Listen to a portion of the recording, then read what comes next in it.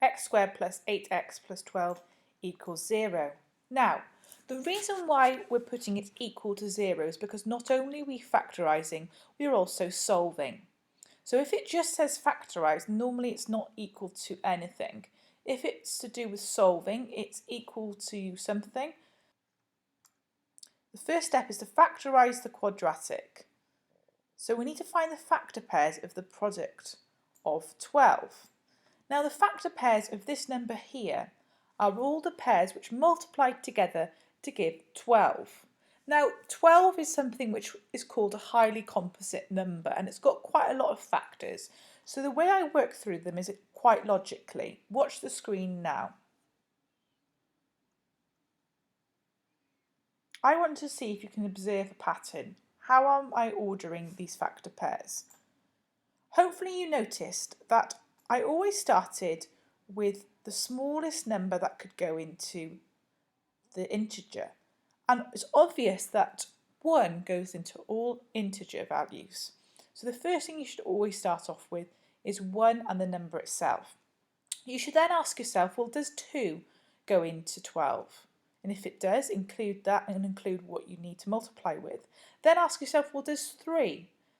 And what you need to do for a larger number than 12, you would keep going until you can't go no more and the two numbers either start reversing or they meet in the middle, like they have done here. So these are our 3 pairs of options, and we need to study which 2 we're using. So once we've got the factor pairs of the number on its own, we need to work out, well, which 2 numbers add together to give the coefficient of 8. The coefficient of x, which in this instance is 8.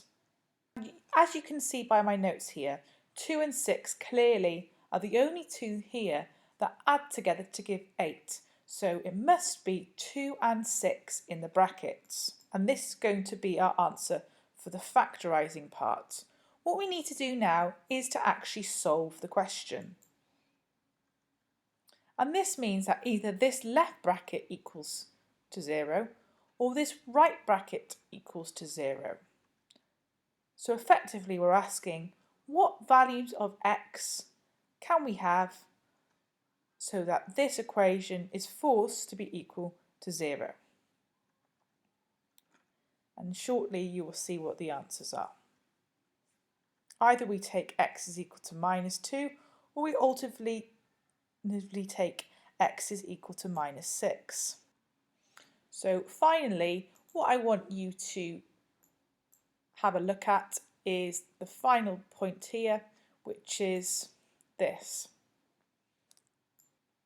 So once you have your brackets, which are here, you are going to take the number, which is 2 and 6 respectively, and just change the sign. This works for the easy examples, but you need to do another step if it's more complex. And effectively the way we've done that is setting this equal to 0 and solving an equation, and then setting this equal to 0 and also solving an equation. Hopefully that helps you with factorising and solving.